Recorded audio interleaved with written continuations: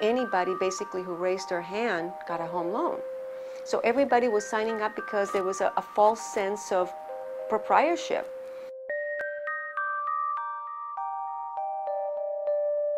My name is Yamila Ayad, and I'm a mortgage broker, and I am the owner of Mission Home Loans Incorporated. Roughly 20 years that I've been in this business. My family migrated, some first-generation immigrant, came to this country in 1963. My first career, it's my second career, and I nursed for about 17 years. Did emergency pediatrics and I did neonatology. People always ask me, well, why made you go from nursing into lending? And I think it was my recognition, for one, that I wanted to have a greater sense of autonomy of my life and my own growth. I wanted to have something that was my own, sort of that entrepreneurial spirit that comes with new immigrants, you know. When you ask, what does a mortgage broker do? There's a myriad of differences between a lot of us. It's not a field that tells you that it has a specific performance, and that's why you'll find that, you know, some people in this industry have a very tarnished image because they probably are seen just as salesperson. But there is also a great amount of mortgage brokers who are just like me, who really want to serve as a community through education and empowerment of literacy. Most lending required that when you applied for a home loan, you needed to prove what your income was. For a minimum of 2 years, you had to show the bank, your lender, mortgage broker, mortgage banker, here's where I've been for 2 years, this is the income that I make, here are the taxes that I file, here are the bank statements that I have, here's how much money I have in checking and savings.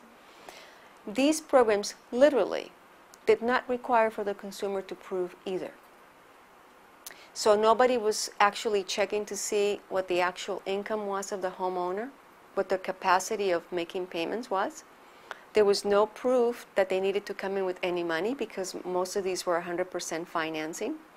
So you literally were putting people with no qualifications whatsoever into home ownership.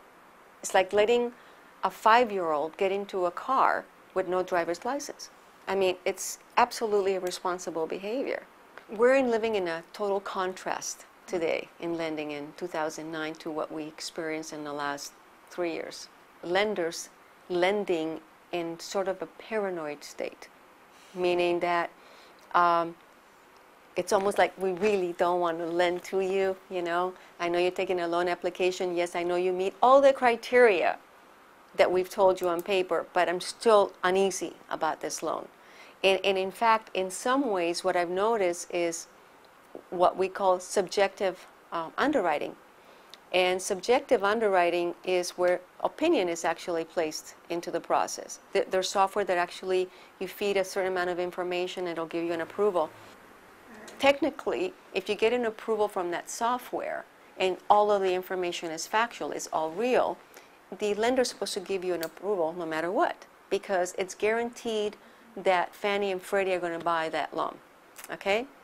Well, what we've noticed today is that even when you have a DU approval, they're overlaying with additional conditions. So they're adding more conditions that were not part of the process when you started the loan.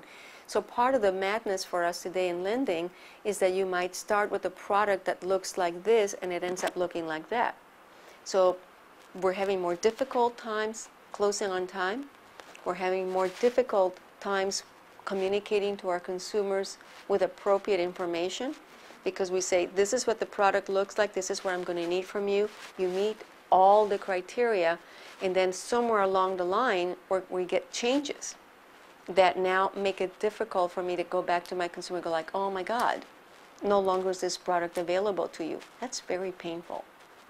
It's critical that what we learned from what's happened in the last 4 years, that it should never happen again, at least in our lifetime. We can never be so blinded by greed, blinded by products that weren't good for families and allowable. Everybody looked the other way. And so we didn't get here by accident. You know, the blame game is bountiful. It's from the top to the bottom to the consumer. Everyone needs to take responsibility for what happened.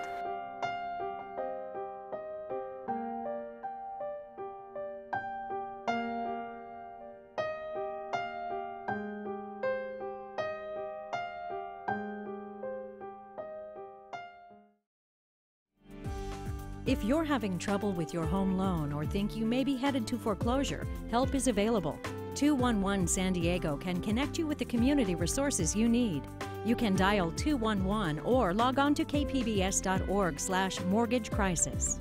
We're facing the mortgage crisis together.